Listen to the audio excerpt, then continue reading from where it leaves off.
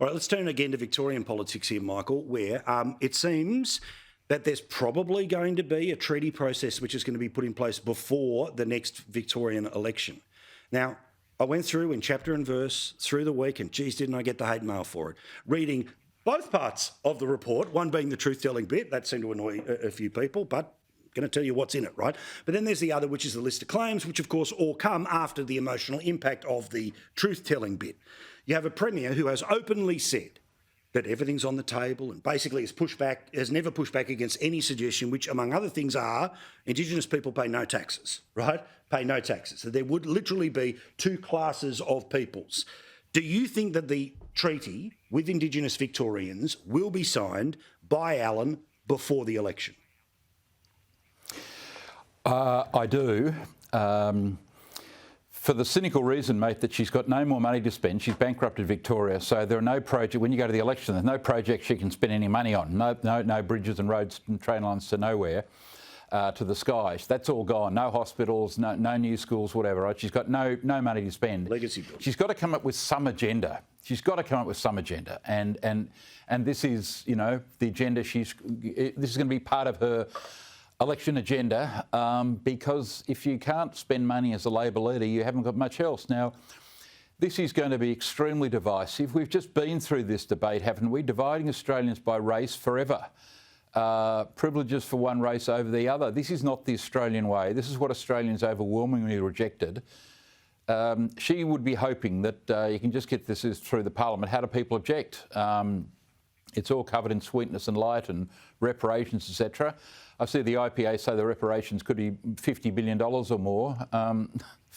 Victoria's bankrupt as it is. So this, again, is a road to permanent division, and the Labor Party should not be part of it. She should accept the view of the Australian public and the 54% of Victorians who also voted against the voice, mate. Lee, I could give you a free kick on the Victorian government, but I want to talk about the potential Tasmanian government because there's an election going on right now. And I've got to say, I'm pretty hard on the Labor Party for the way they have brought it on. The obvious failures of the Liberal government are there to be seen, but in my view, it's pretty obvious when Labor, Greens and a whole bunch of lefties get together in order to pull on an election and then pretend, nothing to see here, and they're scaring away.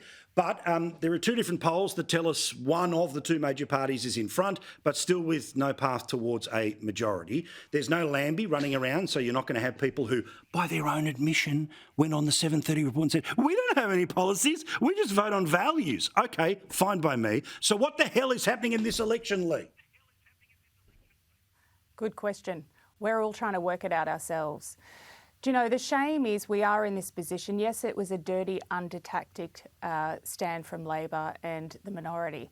But the reality is Liberal have not stepped up, and they've also contributed to why we're in this situation. 14 months since the last state election, and here we are again. We cannot afford it. But then we've got two major parties that the people are telling me they can't distinguish the difference between the two.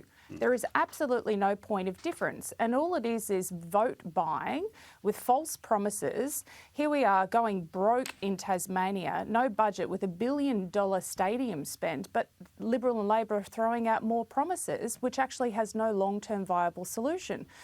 So the unfortunate part, Paul, is, in my situation, I couldn't run in this state election because One Nation's not yet registered in the state, which is something I'm currently working on. But by gee, I wish I look at them and see that there's no leadership in the state currently. I wish I had have raised my hand and stood as an independent under the One Nation banner and actually tried to give some long-term solution to the state, which is desperately needed, and we don't see it happening right now. Well, again, I'd love you there tomorrow, but if it means more support, more infrastructure to make sure that when you do have a crack at it the next time, more success to your arm. Thank you, Lee. Thank you, Michael. We'll talk to you again into the future.